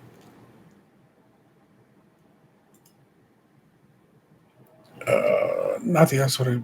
Okay, not the asshole for how you handled it, but perhaps next time, make it a double feature. With a G movie first, then the youngest goes to bed. Your older kids deserve to be able to watch what they like instead of being limited to some milder stuff. But watching movies together is important. They need to both watch. And the OP responds, "Thank you, this is a good idea. We do family movie nights with her watching more pro movies, but I never thought of doing a double feature. I bet my older kids would like the idea." Dude, and this is my response to that. Dude, that's the same ideal your wife suggested. You didn't trust her judgment and came to Reddit. When a Redditor suggests the same thing, it's suddenly a good idea. Ask yourself why. And somebody responds to that and says, there's a big difference between the wife's suggestion, which seemed to be mostly cave to the tantrum, extend bedtime further, and start a double feature at 9:30, which means the 9-year-old be staying up until 11, 12. The 30-year-old to 11, and the 12 and 13-year-old watching Alien until 1 a.m. So it's not that the wife said the same thing, defiant memory. The wife said this shit after the fact. And she said it right, like, oh, we could have let her stay up. Yeah, no. Cave and change the entire family's plans to placate the small child. Yeah, fuck out of here. Yeah, you loud and you wrong. Yeah, exactly that. So, no, sir, you're not the asshole. And Reddit agrees with that. No, he's not the asshole. Am I the asshole for wearing a 2-piece bikini to my granddaughter's birthday pool party? This depends. How hot of a grandma are you? Let's see what this guilt is up to. My granddaughter, Kelsey, 19 female, and I, 67 female, were shopping for her 19th birthday party. After she picked out an outfit for herself, she tried to pick an outfit for me. all her suggestions were okay. So all her suggestions were 2-piece bikinis. I gave the obvious answer, but she said her generation, especially those in our state, isn't that judgmental, and I wore a 2-piece bikini at Kelsey's 19th birthday pool party. I was flattered she thought I should wear it, and I didn't want her to feel she would have to hide herself when she gets older.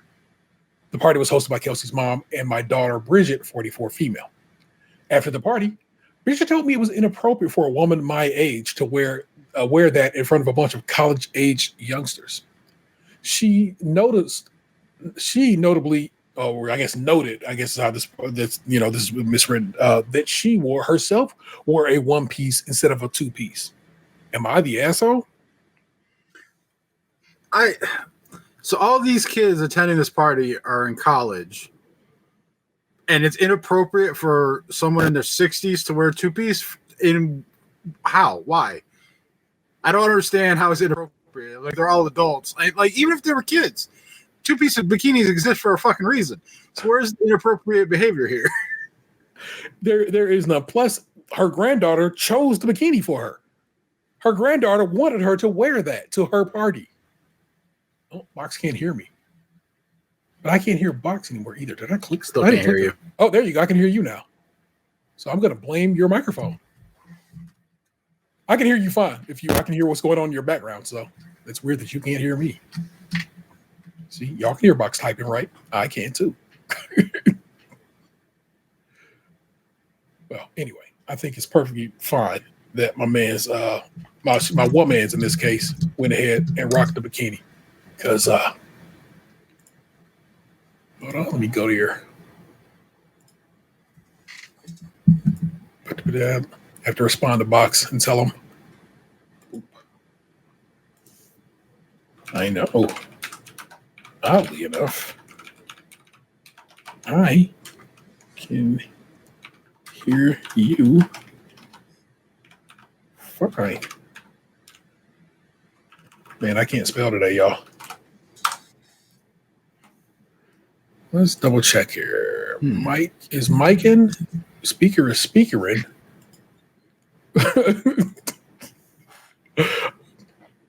Can't call it.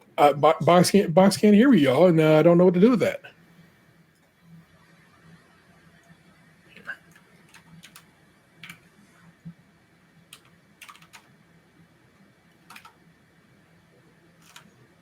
Hold on, I'm typing him a message, y'all.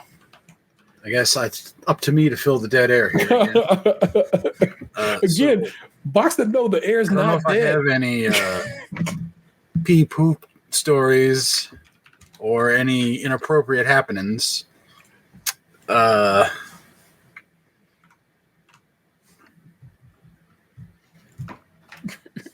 watch this. Let's call Dan now so he can hear me. Okay. Bye. Woof, because that's so close to the microphone. You hear my phone actually calling Dan.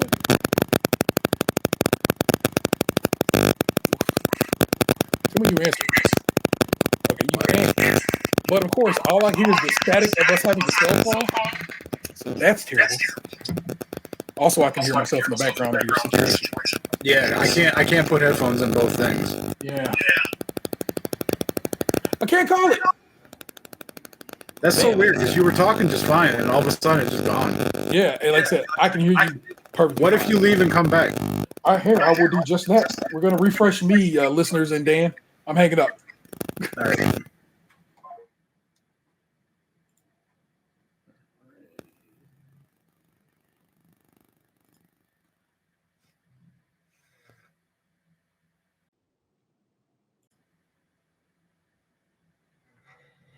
Can you hear him? Can you hear him?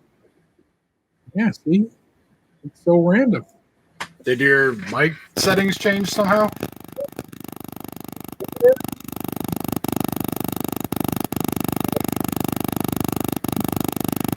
I can see my microphone jumping up as I speak into it, so I know the mic is working. I find it fascinating that just in the middle of the shit just was like, fuck it. I ain't doing a damn thing. Well, so sad. Yeah, we were so close to wrapping it. Oh man, I forgot I had dark mode available to me. Okay. Well, here's what's going to happen.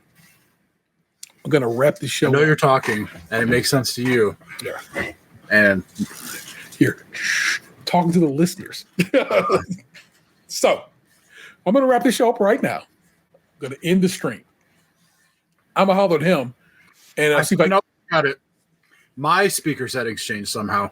Oh, can you hear me now? Yeah, I can. Oh shit! I was about to wrap it up, baby. I was putting the fork in it. I was like, "We'll need the last one at a different area." What happened? I had somehow my audio settings changed themselves. I had it on speakers, and then all of a sudden, I just checked because I'm like, well, maybe it's me. So I checked, and it moved itself from speakers to like one of the different audio settings. Crazy. I didn't even touch it. It's like literally, I saw you grab this. As if like to check, check your headphones, and it was just I could hear you, but then of course you couldn't hear me. So what was the point? Mm-hmm. Well, anyway, let me pull this. My apologies, listeners. That's my bad. My computer derailed it, so that's my bad. That's on me. Well, what I was saying when I think we went out was that her granddaughter asked her to wear that bathing suit, chose the 2-piece for her. So, no, you're not inappropriate. No, you're not the asshole. Your grandbaby said, hey, rock this because I know you're going to look great in it. Let's, probably a hot-ass granny. Let's put some respect on her name. Yeah, grannies these days aren't like I think the grannies back in the day. Eating healthy, taking your vitamins. Got some things that's thanging out there. I see a granny somewhere on the internet. I just word it like that. Somewhere on the internet is the best way to word that. I think I've seen that Instagram profile. Actually, I think I sent it to you guys. Oh, granny. Last one. Am I the asshole? My stepmother doesn't want me to call her stepmom, but wants to call me her daughter. I have a bio mom I was close with. I chose this one because Dan has step parent situations, so I truly believe he'd have some insights into this one. And as I read it, I was like, that's interesting. So I think I want to hear your thoughts on this. Is basically why I chose this one. Okay, I have a lot of emotions considering this issue, and I'm kind of at the end of my rope. So I'm reaching out to the Reddit community to ask, am I the asshole? My stepmom, SM, and my dad have been together since I was 14. They have now been together for over 15 years. While I never had any glaring issues with my stepmother, we have never been particularly close. After my parents divorced, I stayed mainly with my mom, who never remarried. My mother and I were extremely close. About 2 years ago, my mom passed away, and shortly after that, my stepmom began to introduce me as her daughter. I really bristled whenever she would do this because it felt like an erasure of my own mother. It also caused a lot of confusion for other people since my stepmom is quite young. They would often say things like, you must have had her early, which in my opinion is just awkward for everyone involved. Eventually, I came out and told my stepmother that her calling me daughter was very painful for me and that I wanted her to stop. I also told her that I will never call her mother because I have an actual mother. Calling my stepmom mother felt like erasing. And I want you to know, when I saw this there, it was a hearty, deep in my soul laugh. Felt like A, as in the letter A, racing as in race cars, erasing my own history and the history of my mother. Because people apparently don't know how to spell erasing. Or don't know that erasing is a word in its own thing, and they wrote a racing, and I laughed and laughed and laughed. And even though this is a serious story, that shit was hilarious to me. My stepmom replied, telling me how painful the label of stepmother is to her. This is something I do not understand because she never had a stepmother. Her parents are still together, so I just don't understand her perspective. She asked that I just call her by her first name when introducing her, if I'm not going to call her mother. But that doesn't really work in practice. For example, hi, this is SM's name. Oh, how do you know each other? Then I explained in a roundabout way that she's my stepmom. She has also continued to call me daughter on another 3 occasions, despite me telling her how painful that is for me. At this point, I don't know what to do. My dad has taken stepmom's side and has told me for years that his relationship with her is more important than his relationship with me. Damn. The last time I tried bringing this up, they both asked me why I was continuing to harp on the subject. Now, I am a conflict turtle, so normally I would just let this be and avoid the situation. Yes, she wrote, I'm a conflict turtle. I don't know what that is. Maybe it's just a turn of phrase the youth be using. Can't call it. However, I recently became pregnant and reached out to my stepmom and sent her this message. You know, I have a complicated relationship with calling you my mother, but I want you to know that you are this child's grandmother. I love you, and I'm excited for us to be on this life journey together. Here's how she responded. We don't have a need for labels. We're excited to celebrate this child's life. At this point, I'm really upset. Ultimately, I'm confused. So what direction to go and what to do? Sometimes I wonder, am I overreacting? Am I the asshole here? My stepmom and my dad make it seem as though I am. I am also open to any suggestions of what I can do going forward because I am at the end of my rope here.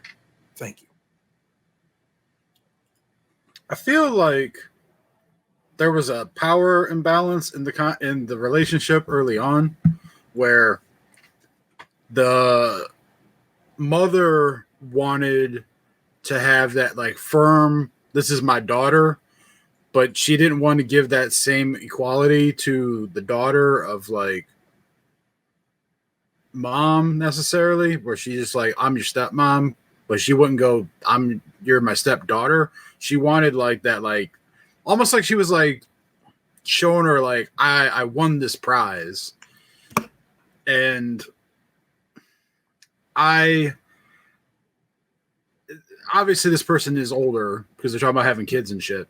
So I think it makes the whole dynamic a little harder to navigate as well than if like in my situation, my stepmom has been around since I was like 1 year old. So I basically known her my entire life. So to me, that's just mom. I have 2 moms, we'll call it. Now, granted, yes, I know mentally like that is my stepmom, but to me, that's mom. Been around since I was a baby. Yeah. My stepdad, he knew my mom their entire lives, but like I only known that dude since I was like 21, 22. Okay. So like I was already a full-fledged adult by the time he showed around. So it's like, to me, that's just my stepdad. Yeah.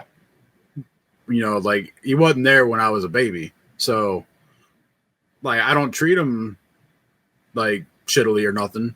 Yeah. But like it doesn't have the same level of equality in my mind. So here it almost feels like there was like a relationship imbalance that turned petty. Like I don't get the whole perspective of like it hurts me and all that. Like I don't understand the big deal. Like so I can't speak for this person's perspective necessarily, because to me it seems kind of like they're playing a victim card for some reason. I don't want to look at it that way.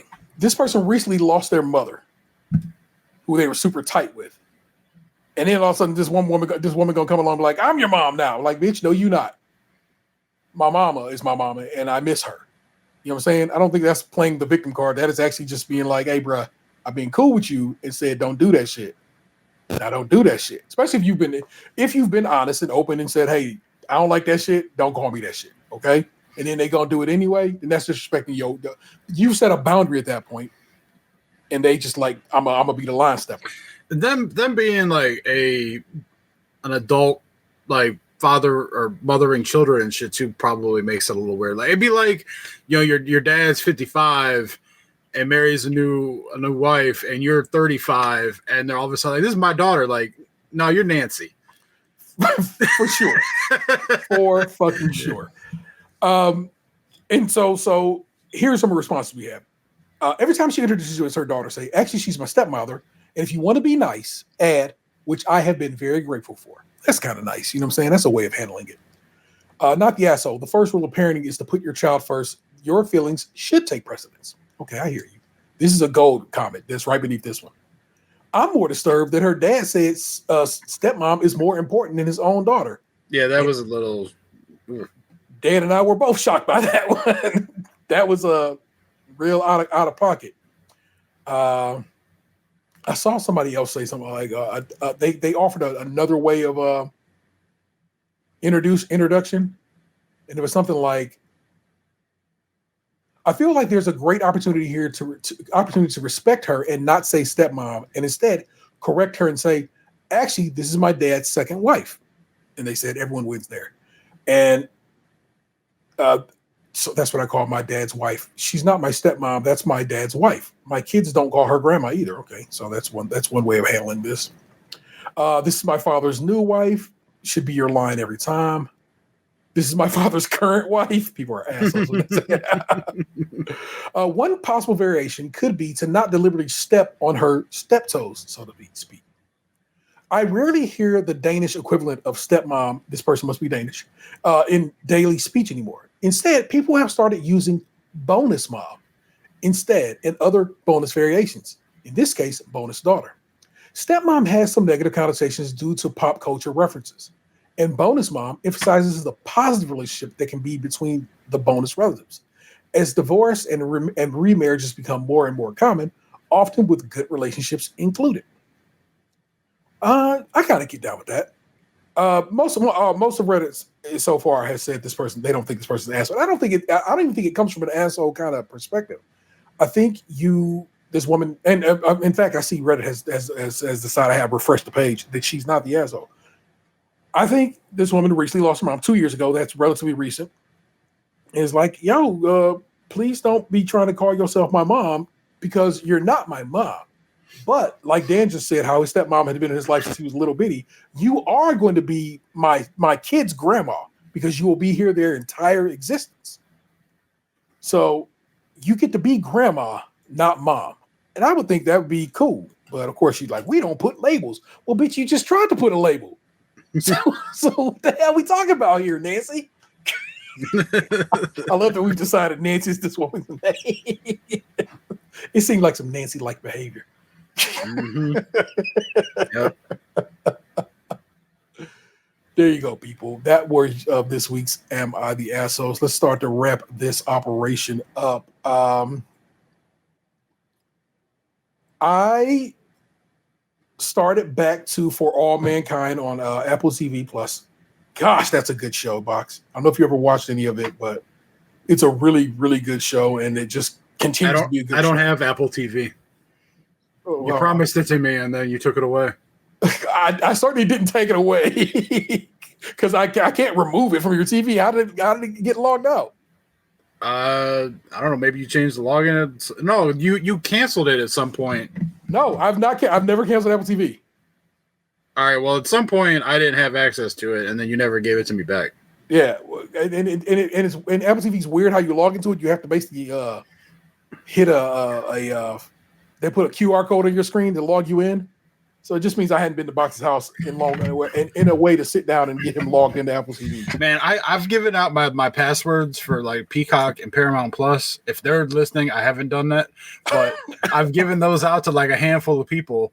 And every now and again, like I'll get like an email like, oh, you got a new login on this device. Like yesterday, I got an email like in the evening, like someone logged in on a Roku box in Cleveland for my Peacock account, and I'm like, I don't know who the fuck did this, but I'm just gonna be like, I'm gonna assume it's fine, because like the only two things that have that particular password are Peacock and Paramount Plus. Okay. So it's like, even if it got jacked, like it's like they're not getting anything important.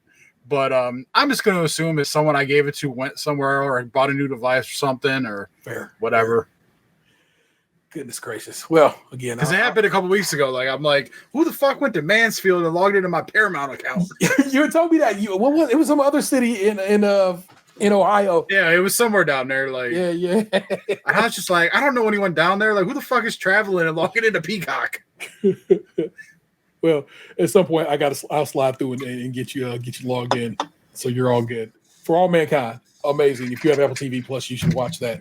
I'm playing, of course, Mario Kart World on the Switch too. I was playing Zelda. I actually kind of stopped playing Zelda because what it is, I have cartridges. I'm really that guy. So once I pull a cartridge out, stick another cartridge in, I was like, I've just been trying to get all the costumes in Mario Kart. Also, of course, been playing Fortnite because I like Fortnite. I'm not reading anything, but I'm probably about to start Project Hail Mary over because I just saw the movie of that is coming out next year. If you watch, read, and enjoyed The Martian, there's another book by Andy Weir. Look, that hard sci-fi because he knows his math. He talks to people and gets the good side, the information. And this is a pretty cool story, which I'm telling you right now, straight up and down, there is a big old spoiler in that trailer. And then the movie don't come out until March of next year. So I tell you not to watch the trailer. Huge spoiler in that trailer. Okay, I cannot believe they would put that in the trailer.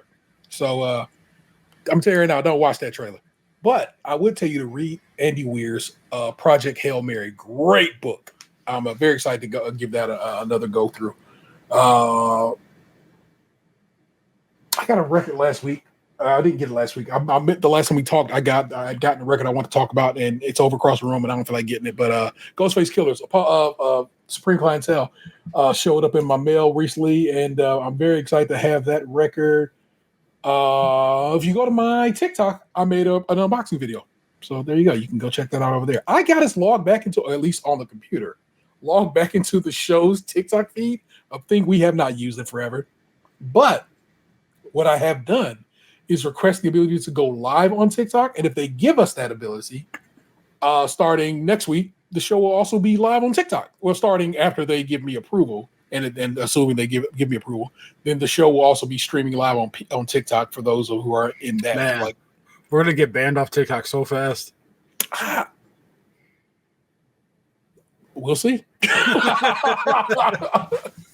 So that's what's cracking with that. Box, what you been watching, reading, banging with, getting down with? Since the last time we spoke, I believe I just finished Righteous Gemstones. Yes. So in the time since, I have watched all of the show Prodigal Son.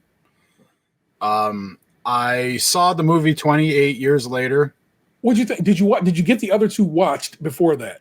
That was your goal. So I had watched.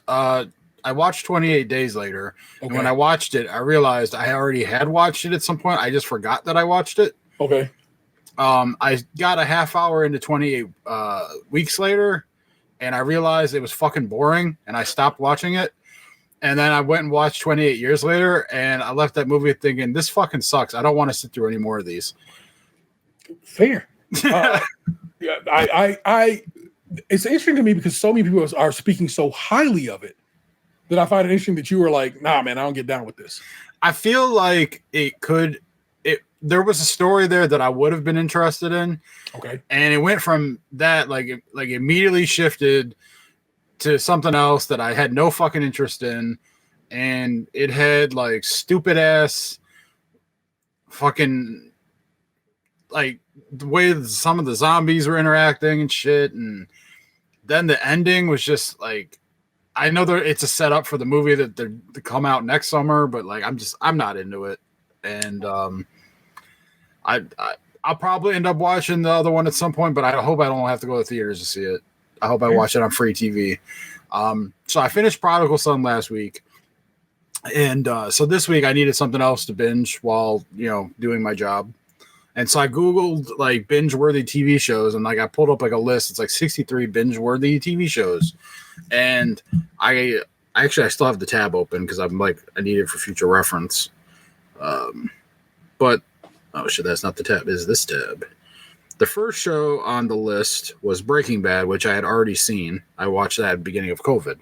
So I'm like, I don't need to rewatch Breaking Bad. Once was enough. The second show on the list was a show I'd actually been meaning to watch. So I was like, well, shit, I'll watch this. So for the last couple days, I finished season 3 last night, or yesterday evening. Because each season's only 10 episodes, and each episode's like a half hour or so of the show Only Murders in the Building, which is... I heard about that. Yeah, on Hulu, right? Yeah, the Hulu show with Steve Martin, Martin Short, and Selena Gomez. Yeah. So I've watched 3 seasons of it.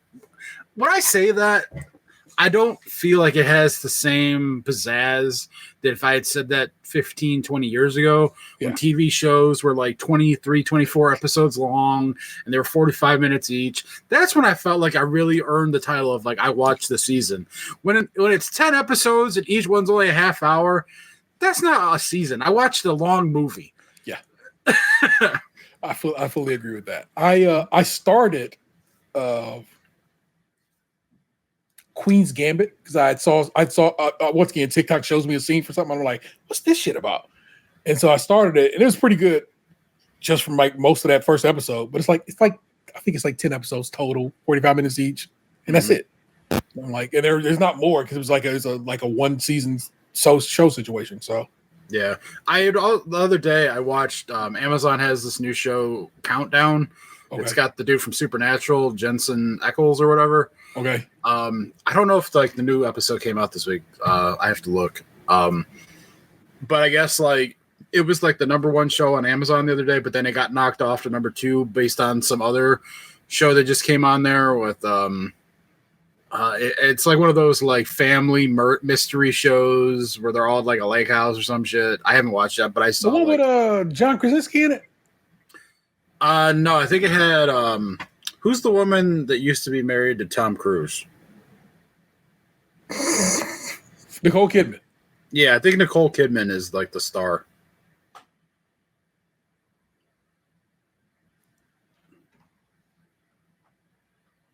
I could be wrong though.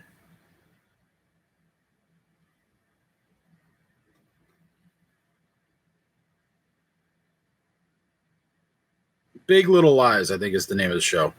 Oh, that was an HBO show. Maybe I'm wrong. Okay, yeah, I think I'm wrong. All right, well, some Amazon shows new. We Were Liars. That's the name of it. Okay. That's like apparently their number one show right now that just dropped. But I guess like I haven't watched it. I just read the synopsis because like the article. I clicked on the article because I had watched the countdown. Like they released like the first 3 episodes of Countdown. Yeah. So I watched them the one day while I was working, and I thought it was all right. And then they were like, "Man, the critics." They were talking about like Rotten Tomatoes. Like the critics gave it like a 31%, but the audience score was like a 64. And like this is one of the biggest gaps we've ever seen. Blah blah blah blah blah. And I was like. I'm like, why the fuck would they say it was only 30%? I'm like, the show was fine. It was like thrown together. Like there are a couple things that maybe a little wonky, but like, you know, it's 3 episodes in and like there was some good shit. I'm like, I don't understand a 30% critic score. Like that seems like people are being overly fucking critical. Yeah. Haters be hating. And I just kind of accept that, man. It'd be too many things that I've watched. Like I said, IGN gave Penguin a 5. Penguin was fantastic. Yes. So when I saw that they had given Ironheart, I think a 4 or 5, I was like, okay, I trust this is going to be much better than what they've given it credit for. And I haven't watched. That's a show I haven't even started yet. So, same. I'm not, but it's just. I've already seen spoilers from fucking the internet and people in my inner circle. So, fuck those people. Even though I was texting with one of them an hour ago. But I just was like, once I saw that IGN gave it a poor review, I was like, oh, this is probably fire because I can't trust IGN's review scale anymore. Like I said, once you gave Penguin a 5, suck my dick. That show won Emmys. That show went on to win awards. So can't trust you, IGN, and your review scale. All right, folk. Let's stick a fork in it. You know what it is? Please tune in every Thursday. Normally every Thursday, because that's when we record, but also when we release shows. We usually record around 8:30 p.m. Eastern Time. You can jump in the chat on YouTube, Twitch, and hopefully sooner than later on TikToks. We'll see how that. I would say get in the first TikTok one if it happens, because after that they ain't gonna let us back. Yeah, he's probably very right about that. You hear the stuff we talk about, and TikTok don't kind of be riding with that kind of situation. If you watch this on YouTube, please comment. We won't even make it through the cold open. Please comment and consider sharing the show with people you think would get down to what we're doing. If you're over on Apple TV, Lord knows, Apple Podcasts or Spotify, give us a review. Give us 5 stars and tell the world, hey, I banged with this show because of X. If you want to support the show financially, got a few bucks our way, consider joining us over Patreon. We're doing it for $5 here, get extra content each month and early access to new shows. Again, this week, you didn't get a show. This week is recorded. Well, guess what? Patrons did. We got merch over at tpublic.com/use/Krunchy milk, all one word. You can go get you a nice shirt, a wallet, a tapestry, if you will. Consider copping all those things. And feel free to give us a call at 216-264-6311. That's 216-264-6311. We'd certainly love to hear from you. Our missing man is the 216's own Tatum. That guy there is Lunchbox 2019. That is correct. I am the internet's Tape 713. Don't make me push in the traffic. We'll do it again next time. Thanks for kicking it with us. Peace. What happened to your ass? It used to be beautiful. Stays crunchy and milk.